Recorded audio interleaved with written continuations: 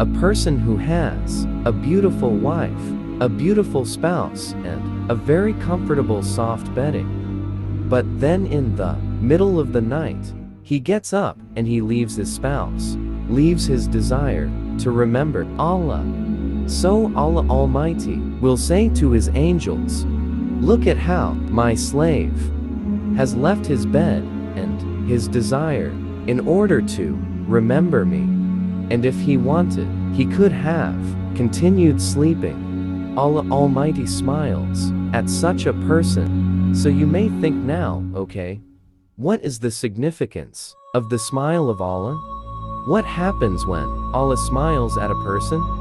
Imam Ahmad narrates in his Musnad that the Messenger, peace be upon him, said answering this question, "When your Lord smiles at a person," he said, "when your Lord smiles at a person in the life of this world, he will not have any accountability on the day of judgment."